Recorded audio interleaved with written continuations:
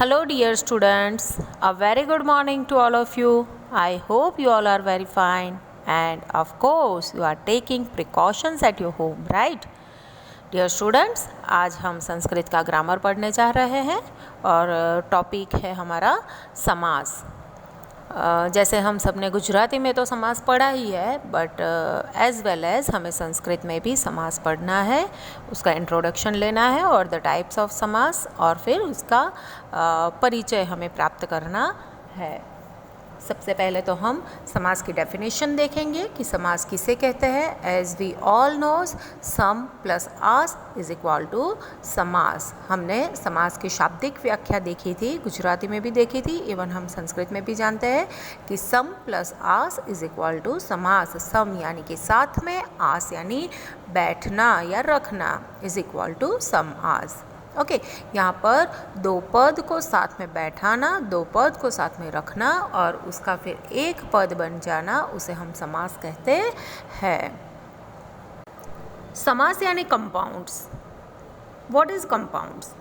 Before we begin learning about compounds, it is necessary to know what a compound is. In order to do that, remember this sentence: समसनम समासः। समसनम यानी in short, that is when two or more words combine to form one, that is a compound. For an example, meghasya jalam. Here there are two different nouns, but when a compound is formed, they are joined to make one pada, which will be meghjalam. In the illustration, megh and jal are two separate nouns and they combine to become one word, right? दूसरा example देखते हैं। वरुणः च इंद्रः च रुद्रः च मरुत् च are more than two words. यहाँ पर हमने देखा कि यहाँ पर दो से ज़्यादा वर्ड्स है। They are joined and it becomes a compound. In the same way, in Varunendra, Rudra, Marutah, there are many proper nouns which combine to become one noun. Thus, when two or more nouns combine to become one, it is called a compound.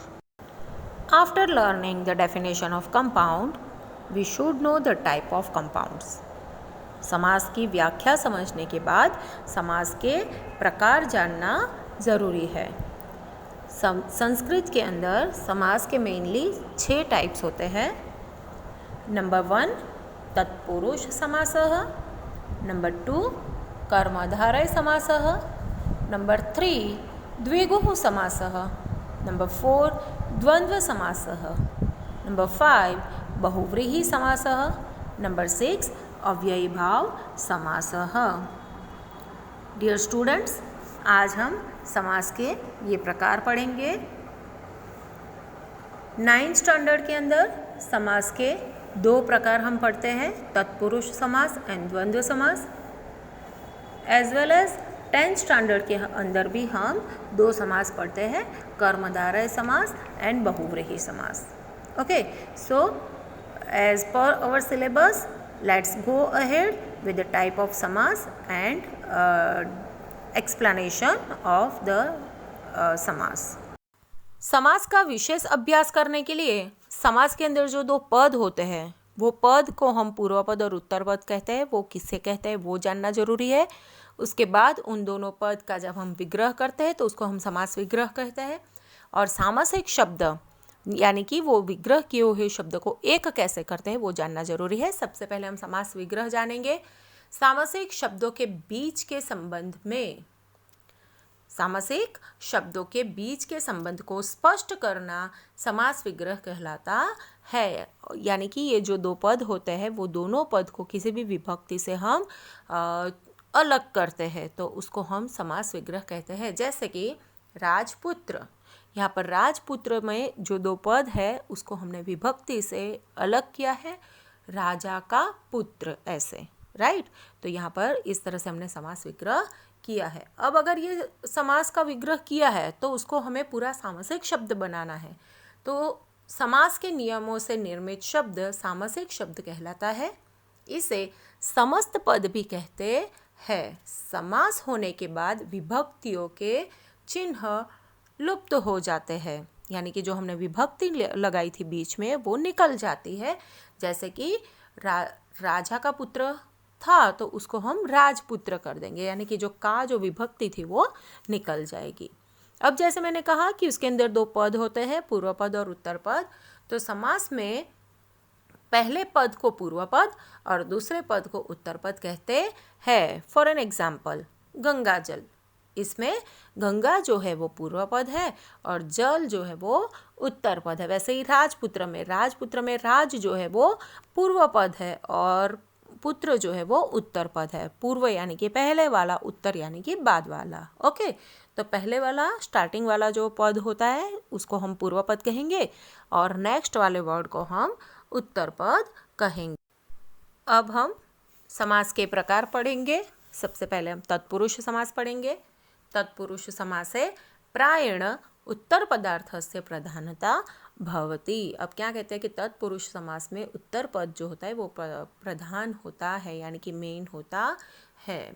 जैसे कि अगर example दे कि राज्ञ पुरुष यानी कि राजपुरुष, तो यहाँ पर उत्तर पद जो है वो पुरुष है और उसकी ही यहाँ पर प्रधानता दिखाई गई है। राजपुरुष आनय्य बोलने पर पुरुष ही लाया जाता है, न कि राजा। तत्पुरुष समास में पूर्व पद में जो विभक्ति होती है प्रायः उसका नाम ही समास का नाम भी होता है। जैसे कि यहाँ पर एग्जाम्पल दिया है, कृष्णम श्रितः, ग्रामम गतः, हरिणा त्रातः, भूतेभ्यः बलिः, चोरात् भयं, राज्ञपुरुषः, अक्षेषु शौण्डः। अब यहाँ पर विभक्ति, जैसे हमने पहले भी आगे विभक्ति पढ़ी है तो उस विभक्ति के चार्ट को आपको याद रखना है और विभक्ति के समन्वय से ही यहाँ पर हमें समास के प्रकार को डिफाइन करना है। जैसे कि यहाँ पर प्रथमा तो हमारा वैसे भी विभक्ति में हम यूज़ नहीं करते, पर द्वितीया से लेकर सप्तमी तक हम तत्पुरुष करेंगे। तो कौन सी विभक्ति लगती है, अगर यहाँ पर द्वितीय विभक्ति लगती है तो वो द्वितीय तत्पुरुष हो जाएगा, तृतीय विभक्ति लगती है तो वो तृतीय तत्पुरुष हो जाएगा। इसी तरह तृतीया, चतुर्थी, पंचमी, षष्ठी और सप्तमी विभक्ति को लगाकर वह तत्पुरुष बनेगा। ओके डियर स्टूडेंट्स, वैसे तत्पुरुष समास बहुत ईजी है, बस उसके लिए विभक्ति का चार्ट आपको आना बहुत ही जरूरी है। तत्पुरुष समास के डेफिनेशन के बाद उसके प्रकार देखते हैं। नंबर 1, विभक्ति तत्पुरुष। जैसे मैंने पहले भी बताया कि विभक्ति के प्रत्यय से ही तत्पुरुष समास को हम जल्दी से पहचान सकते हैं। यहाँ पर उसके कुछ एग्जाम्पल्स दिए हैं, जिसके अंदर जो सामासिक शब्द है उसके नीचे अंडरलाइन किया है, उसको हमें विभक्ति के प्रत्यय से अलग करके देखना है, ताकि आपको भी पता चल जाएगा कि विभक्ति प्रत्यय कैसे लगता है, और उसी तरह से इसको हम विभक्ति तत्पुरुष के नाम से पहचान सकते हैं। सेकेंड इज उपपद तत्पुरुष समास। तो यहाँ पर भी 2 एग्जाम्पल दिए हैं। रोगः दोषात् जायते, रोगः दोषजः भवति। In the first sentence, दोषात् जायते, the 2 words are used. Here the first word is a noun and the second word is a verb. These 2 words form a compound as doshajah. In the second sentence, you can see that the verb with ending jayate has changed to jah when it becomes a compound. Such compounds are called उपपद तत्पुरुष. Number 3, non तत्पुरुष समास. यहाँ पर भी example दिए, देखो अधर्मः असत्यम, यहाँ पर कॉमन है uh, right. This uses are also examples of Tatpurush Samas when there is dissolution of the compound adharma, it becomes na dharma is equal to adharma. Asatyam, where there is a dissolution of the compound na satyam is equal to asatyam. Na becomes a. When the compound is formed, the na of the upapada loses the na and only a remains. But if the उत्तरपदा यानी कि latter word begins with a vowel sound. Sound an is added. Hence, na uchitam is equal to anuchitam, and na agatam is equal to anagatam. Thus, the compounds are formed. These compounds are called non-tatpurush samas. Number 2, कर्मधारय समास. कर्मधारय समास is a sub kind यानी कि sub division of तत्पुरुष समास, and so it is also recognized as कर्मधारय तत्पुरुष. This compound has 2 words of adjective and 1 another noun. अब कर्मधारय समास को हम कहते हैं कि विशेषण और विशेष्य का संबंध दर्शाने वाला समास. इसमें जो 2 वर्ड्स होते हैं, 2 पद होते हैं, इसमें फर्स्ट पद यानी कि जो पूर्व पद होता है वो विशेषण होता है और उत्तर पद जो होता है वो विशेष्य होता है. अब यहाँ पर अगर हम एग्जाम्पल देखें तो नील कमलम, नील, नीलम, कमलम, तो नील कमलम कमल है, इट इज़ अ नाउन. कैसा कमल है? इट इज़ नील, मतलब उसका कलर यहाँ पर देखा गया है तो वो विशेषण देखा गया है. तो विशेषण और विशेष्य के संबंध से जुड़े हुए पद को हम कर्मधारय समास कहेंगे. अब बहुव्रीहि समास. बहुव्रीहि समास यानी समासे यदा अन्य पदार्थस्य प्रधानता भवति तदा सह बहुव्रीहि समासः कथ्यते. यानी कि जिस समास के अंदर अन्य पदार्थ की प्रधानता होती है, यानी अन्य पदार्थ की प्रधानता यानी कि जिसमें पूर्व पद की प्रधानता भी ना हो और उत्तर पद की भी प्रधानता ना हो, बल्कि दोनों ही पदार्थ मिलकर अन्य पदार्थ का बोध कराते हैं. समस्त पद का प्रयोग अन्य पदार्थ के विशेषण रूप से होता है, जैसे कि पीतम अंबर यस्य सह, मतलब जिसका पीला पीतांबर है, मतलब पीतांबर है यानी कि विष्णु. यहाँ पर पीतम और वैसे ही अंबर पदों के इन पदों के अर्थ की प्रधानता नहीं है, अर्थात पीला वस्त्र इस अर्थ का ग्रहण नहीं होता है, अपितु दोनों पदार्थ मिलकर अन्य पदार्थ का यानी कि विष्णु शब्द का बोध कराते हैं, अर्थात पीतांबर इस समस्त पद का अर्थ विष्णु है. अतः यहाँ पर बहुव्रीहि समास है. इसके अन्य उदाहरण भी बन सकते हैं, यानी कि जिस समास के दोनों पद अप्रधान हो और समस्त पद के अर्थ के अतिरिक्त कोई सांकेतिक अर्थ प्रदान हो उसे बहुव्रीहि समास कहते हैं. जैसे कि यहाँ पर कुछ एग्जाम्पल्स दिए गए हैं, यहाँ पर चार्ट दिया है वो देख लीजिए. जैसे 1-2 एग्जाम्पल लेते हैं. दशानन, 10 है आनंद जिसके यानी कि रावण. चंद्रशेखर, चंद्र है शिखर पर जिसके यानी कि शिव. चतुरानन, 4 है आनंद जिसके यानी कि ब्रह्मा. यहाँ पर देखो सबकी क्वालिटी बताई है और उसके ऊपर से डिफाइन किया गया है कि ये कौन है, मतलब यहाँ पर बहुव्रीहि समास में अन्य पद जो है वह प्रधान हो गया. ओके डियर स्टूडेंट्स, तो ये था हमारा बहुव्रीहि समास. डियर स्टूडेंट्स, कभी कभी हमें कर्मधारय समास और बहुव्रीहि समास में कन्फ्यूज़न थोड़ा सा हो जाता है, क्योंकि दोनों में विशेषण का यूज़ होता है, इसीलिए. तो उन दोनों में क्या अंतर है, क्या डिफरेंस है, वो एक बार समझा देती हूँ. कर्मधारय में समस्त पद का एक पद दूसरे का विशेषण होता है, यानी कि पूर्व पद जो होता है वो उत्तर पद का विशेषण होता है. इसमें शब्दार्थ यानी कि उसका जो मीनिंग होता है वो प्रधान होता है. जैसे कि नीलकंठ, तो नीलकंठ का मीनिंग क्या होता है, तो कि भाई नीलाकंठ. ओके.